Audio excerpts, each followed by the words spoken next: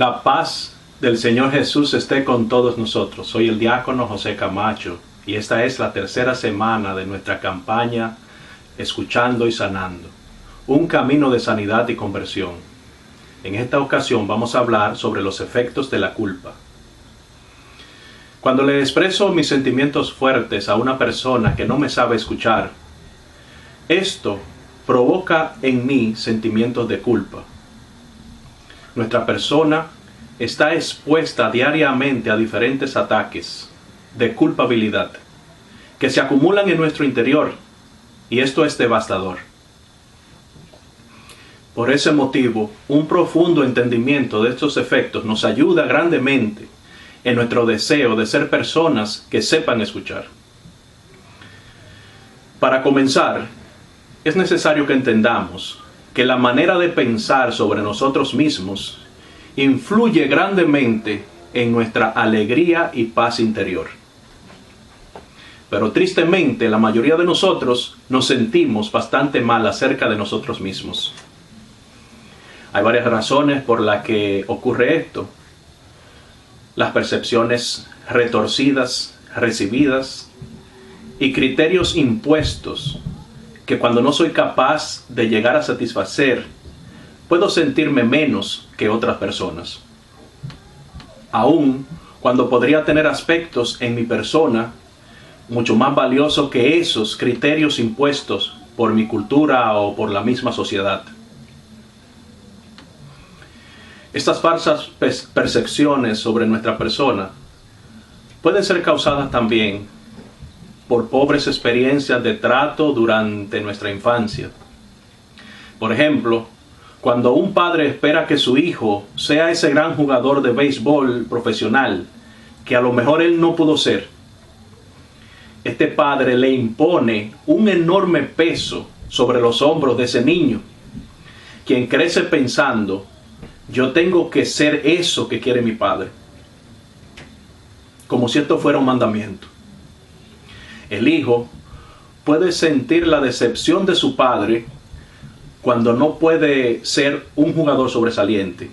El niño no culpa a su padre, se culpa a sí mismo, se acusa a sí mismo.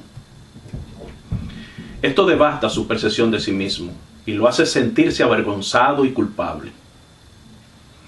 Esto mismo nos puede ocurrir a cada uno de nosotros en nuestras familias. También yo puedo tener ideales neuróticos que acojo como nuevos mandamientos, falsos mandamientos. Por ejemplo, yo puedo pensar que soy estúpido si cometo errores. Esto me causa dolores innecesarios. También puede ocurrir que nosotros interpretemos señales erróneas de otras personas que nos engendran culpa. Por ejemplo, es posible que tú tengas una expresión de dolor en tu cara debido a que te duele la cabeza.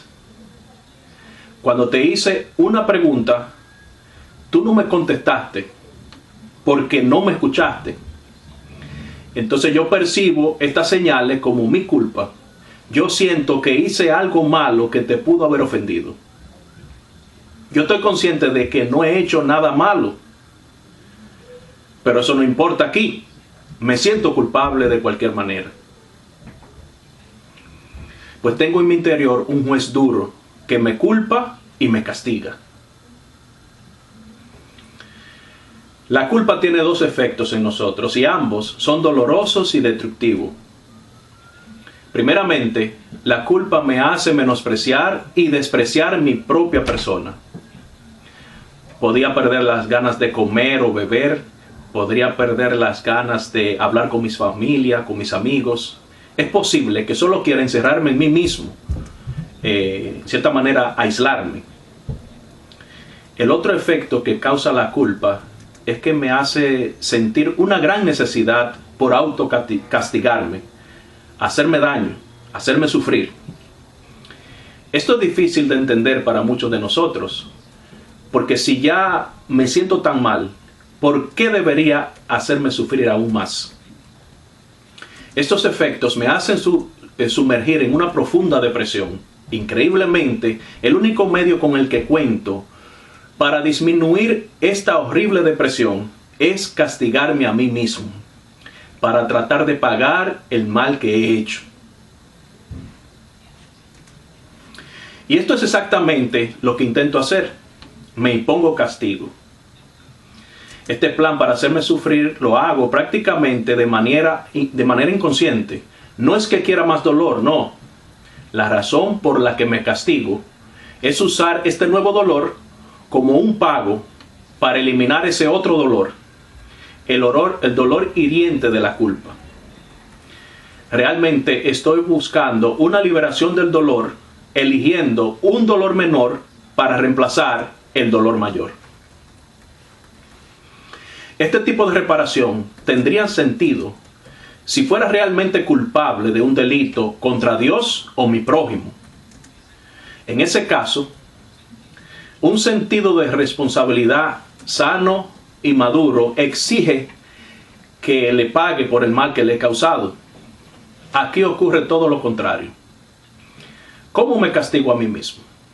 Lo hago de dos maneras. Para ilustrar la primera manera, el padre James nos comparte la historia de John, quien fue, según él, uno de los mejores hombres que él ha conocido. Era extremadamente amable y considerado con los demás. Escuchaba durante horas las dolorosas experiencias que le compartían. Pero se negó a permitir que otros fueran amables con él. Estaba notablemente incómodo con los cumplidos y cambiaba de tema casi de inmediato cuando alguien insinuaba que él era una gran persona. Eso era triste. John fue abusado sexualmente cuando él era un niño. Y como muchos de los que son maltratados, se culpó a sí mismo en lugar de al hombre que abusó de él. Y esos sentimientos de culpa neurótica lo hicieron sentir tan incómodo que simplemente no podía permitir que ningún afecto lo tocara. Había literalmente cientos de personas que lo amaban y lo admiraban profundamente, pero no podía dejar que su calor humano lo tocara. Cualquier consejero puede recitar caso tras caso de clientes que se castigan de esta manera.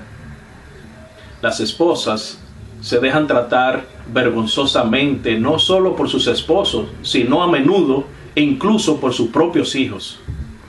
Los empleados se avergüenzan cuando hacen un buen trabajo y es notado y alabado. Las personas buenas y amables simplemente no se permitirán ninguna alegría y se congelarán ante cualquier signo de afecto. Están convencidos de que no merecen ningún amor o atención. Y cuando se les impone, solo se sienten más culpables. Aunque sí quieren los elogios y se necesitan el cariño, pero sencillamente alejan el amor de sus vidas para evitar esos sentimientos de culpa. La segunda forma en que me castigo es creando experiencias dolorosas para mí. Esto sucede muy a menudo. Por ejemplo, los hombres y mujeres jóvenes y brillantes se presentan como torpes, estúpidos y retardados. Los estudiantes abandonan la universidad solo unos meses antes de obtener su título. Pero para ilustrar mejor de lo que estamos hablando, consideremos el ejemplo de Susana, una joven atractiva de poco más de 30 años y profesora de secundaria de gran éxito. Logró entrar en situaciones abusivas unas tras otras. Ella fue para conseguir recibir consejería después de que su esposo la golpeó profundamente, grandemente. Sin embargo, desde el momento en que el padre James tuvo la primera entrevista, ya el padre James tenía la convicción de que ella no permanecería en el asesoramiento el tiempo necesario para obtener una idea de su comportamiento. Y tampoco podía cambiar su patrón de relaciones tan autodestructivas. Ser castigada se había convertido en una forma triste y neurótica de encontrar alivio de la culpa que nunca debió haber sentido en primer lugar. Susana odiaba a su padre, que a menudo la golpeaba cuando era niña. Era un odio que habría sido comprensible para cualquier otra persona, pero no para Susana. Sintió tal culpa por odiarlo que tuvo que castigarse buscando hombres que fueran como su padre. Era su forma de negar sus sentimientos de odio y al mismo tiempo una forma de hacer arreglos para ser castigada por ellos. Su esposo, en ese momento, era su tercer esposo en un periodo relativamente corto de 9 años. Los tres habían sido crueles con ella y la habían golpeado físicamente. Sus amigos le habían rogado que no saliera con ellos, ciertamente que no se casara con ellos, pero fue en vano. Susana admitió a sus amigos: no me atraen los hombres que son amables. Los únicos hombres que me entusiasman son los que me hacen frente.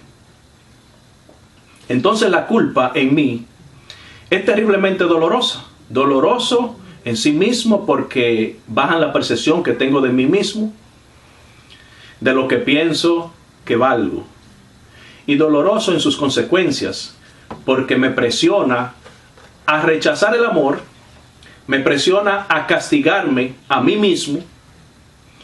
Es muy importante explicar también que no toda culpa es una distorsión emocional o injusta, ni todas provocan autocastigos. Hay una gran diferencia entre la culpa neurótica y la culpa real.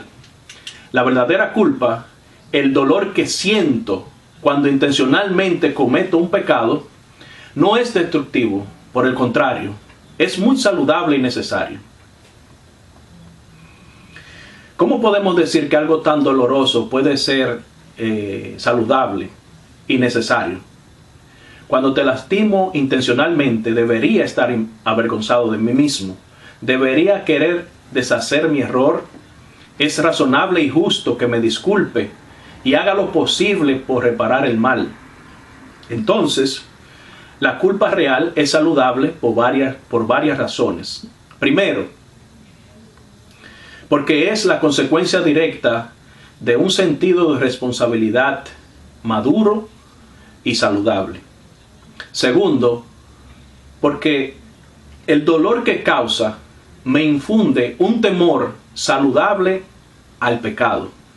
Por lo tanto, me ayuda a evitar malos comportamientos. Y finalmente, la verdadera culpa es saludable porque en la verdadera culpa me doy cuenta de lo que estoy haciendo, de lo que estoy sintiendo. Sé claramente que me siento culpable y sé por qué me siento así. Sé que he hecho algo mal, algo que debo deshacer. Sé que debería ser castigado. Reconocer que verdaderamente soy culpable me hace más fácil el lidiar con mis sentimientos de una manera consciente y realista. Puedo disculparme por las cosas malas que te dije, puedo devolver el dinero que te he robado. Y lo más esencial es que puedo perdonarme a mí mismo. Puedo dejar ir la culpa y volver a estar en paz. Sin embargo, cuando estoy tratando con culpas neuróticas, no soy el pecador, soy la víctima de una terrible injusticia. Y como no he hecho nada malo, ni siquiera me doy cuenta de que la incomodidad que siento es culpa. No me doy cuenta de que me estoy castigando y por lo tanto nunca obtengo la satisfacción de haber pagado por mi maldad. Por el contrario, todo el proceso de autocastigo se repite como una pesadilla, como una película que nunca acaba. Es importante que tengamos en cuenta que no solo las personas severamente neuróticas experimentan este reflejo de la culpa. No. somos todos nosotros. Incluso los más sanos entre nosotros sufrimos de cierta culpa neurótica cuando somos culpados en todas sus diversas maneras. Y tiene que ver mucho en esto las normas de comportamiento que nos han enseñado. Lo cierto es que incluso los mejores padres tienen que imponer reglamentos a sus hijos. Tienen que imponer normas de comportamiento. Si no lo hacen así, sus hijos crecerían sin una sana sensación de responsabilidad. Las únicas herramientas eficientes que los padres tienen para construir el buen carácter en sus hijos son las herramientas de premiar o de culpar. El halago es la mejor recompensa por el buen comportamiento. Y culpar, por otro lado, es el castigo más efectivo. Pero como todos los niños pequeños ven las cosas como todo o nada, se sienten mal e inadecuados cuando son corregidos. Y cuando las correcciones se repiten como tienen que ser, incluso los niños sanos desarrollan sentimientos de culpabilidad. Con la ayuda de alguna forma de consejería psicológica, un libro o campaña como esta, por ejemplo, o la atención amorosa de alguien que sepa escuchar, la mayoría de los adultos pueden ver sus sentimientos de culpa neurótica, pueden identificar por lo que son, y estos serían capaces de detenerse y darse cuenta de que no hicieron nada malo. Pueden decirse a sí mismos, por ejemplo, oye, no soy malo porque mi jefe tiene un gran día hoy y me grita. Ese es un problema de él, no el mío. Eso sí es una resolución saludable para nuestros sentimientos de culpa injustas. Ahora podemos ver claramente que una de las formas más malas de crear sentimientos de culpa es escuchar mal. Por lo tanto, el objetivo principal de este libro y de esta campaña es aumentar nuestra conciencia de este sufrimiento trágico e injustificado en nuestras vidas. Si entendemos sus raíces en los instantes y diversas maneras que experimentamos, llegaremos a apreciar la importancia del saber escuchar, tanto como una herramienta de sanidad cuando escuchamos bien, o simplemente como otra causa de la culpa cuando no escuchamos o escuchamos mal. En otras palabras, tenemos la gran responsabilidad de preparar nuestra escucha para el bien y no para el mal. Pues bien, eso es todo lo que tenemos por esta semana. Hasta la próxima. Que la bendición de Dios Todopoderoso, Padre, Hijo y Espíritu Santo, descienda sobre nosotros. Amén.